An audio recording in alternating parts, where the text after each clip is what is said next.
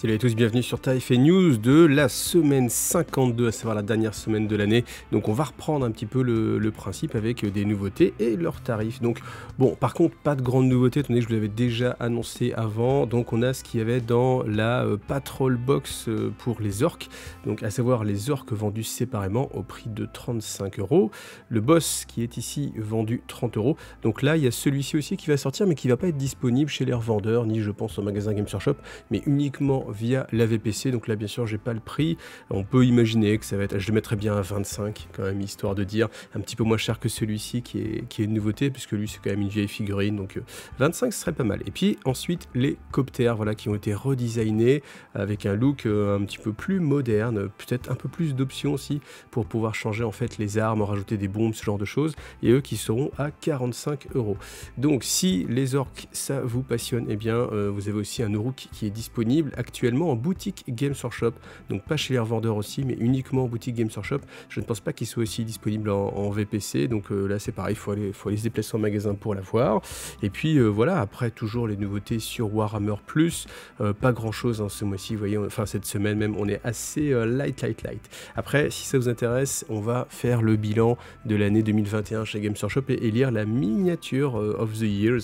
Donc s'il y avait à choisir, je sais pas, moi je voudrais peut-être un petit, je mettrais une petite pièce sur Be'lakor ou Indrasta, mais ça c'est vraiment parce que c'est très personnel. Ensuite, vous l'avez vu sans doute, parce qu'elle est déjà sortie un petit peu avant, donc une boîte apparaître avec des Eldar et du chaos, donc comment il s'appelle, Eldritch Homens.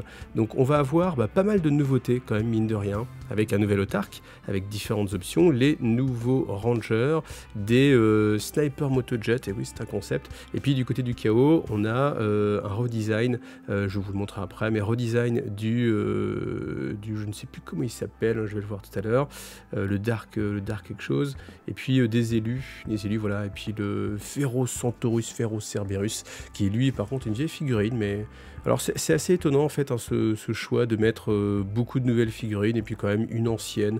Bon, ça me paraît pas très équilibré. En tout cas l'autarque, alors on est dans la ligne directrice de ce qui se fait sur les Eldar depuis très longtemps. Je trouve pas qu'il y ait une avancée ou une prise de risque plus ou moins sur les Eldar.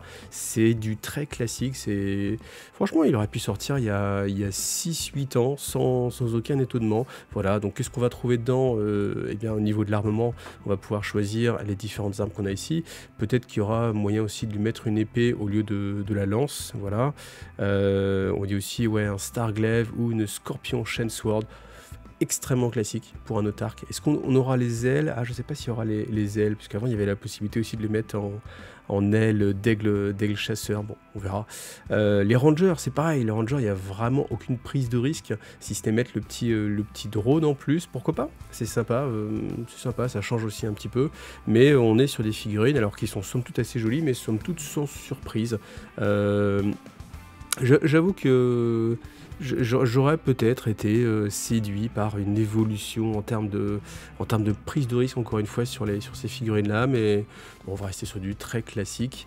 Après, on va pas vous donner le plaisir, parce que c'est vrai que ça faisait très longtemps qu'il n'y avait rien chez les Eldar, et là, on sent que les Eldari, pardon, les Eldar, c'est pour les anciens joueurs, les Eldari, on va voir quand même pas mal de choses. Alors après, ce concept-là, des snipers sur motojet, c'est étonnant, voilà, pour pas dire autrement, parce que bon, on a à la fois une arme lourde et une arme de sniper, on a à la fois un engin rouge qui a priori est assez visible, avec des capes de caméléonine, donc ça en fait c'est pour que les rangers soient invisibles, donc le concept est un petit peu étrange.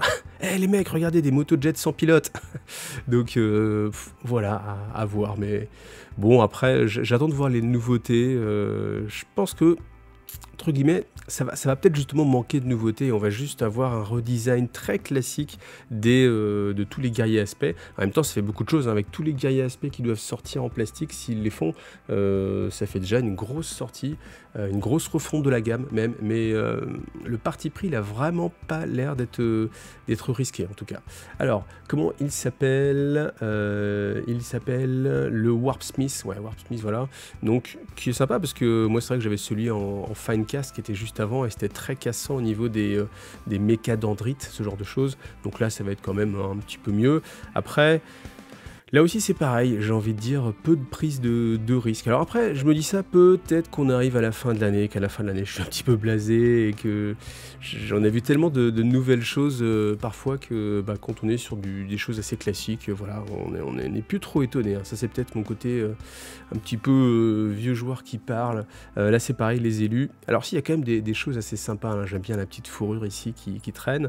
Après, je pense que là, on va être sur des figurines avec quasiment aucune modularité.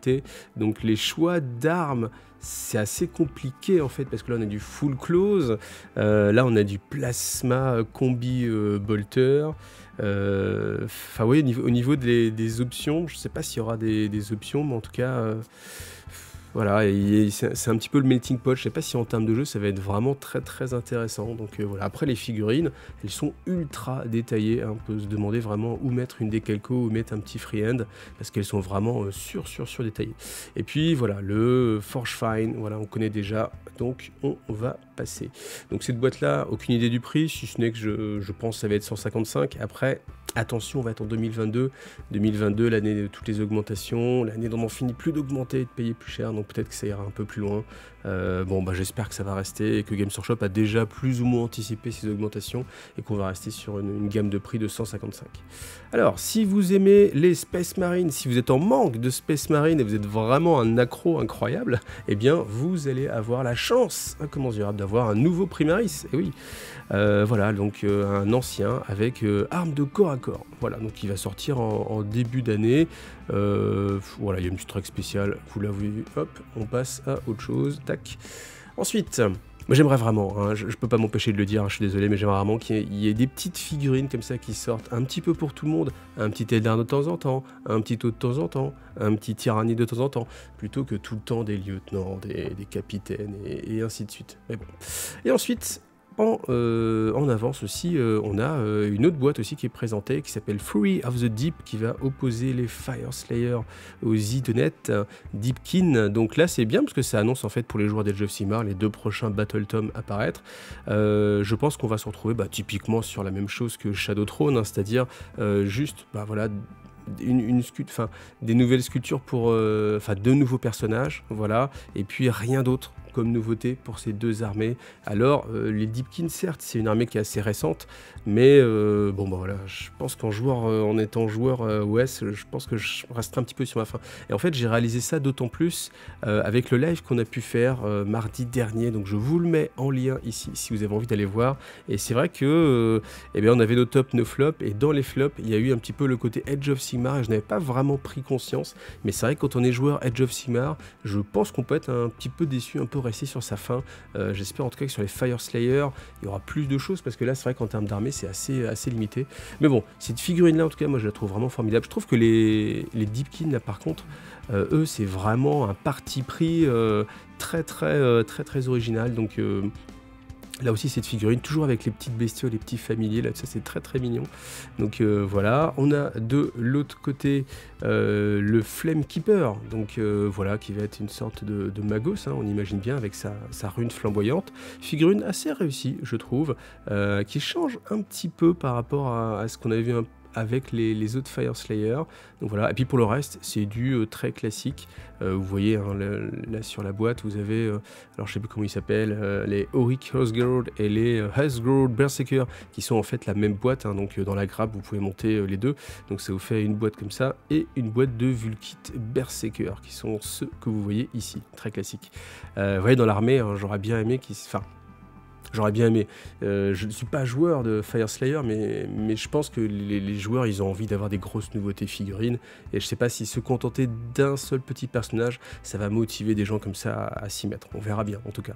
Là, c'est pareil. Hop, voilà. 6 petites choses qui est assez intéressante, c'est que dans cette boîte-là, on aura droit à un livre de 56 pages du core book, en fait. Donc, c'est-à-dire du livre de règles de Age of Sigmar. Donc ça, je suis assez curieux de voir ça, parce que c'est quelque chose qu'on n'a pas, en fait, dans Warhammer 40 000. Dans ces boîtes-là, on n'a pas de version un peu light du livre de règles, donc j'attends de voir ça. Est-ce que de quel format ça va être. Je pense que ça va être un petit format, vous savez, les petits formats A5, voilà, pourquoi pas. Mais bon, c'est pareil, le prix, aucune idée. J'espère qu'on va rester toujours dans les 150 euros. 150 euros, c'est déjà un budget, hein. 155 euros, c'est déjà un budget, mais j'espère que ça va pas trop s'envoler cette année. Voilà.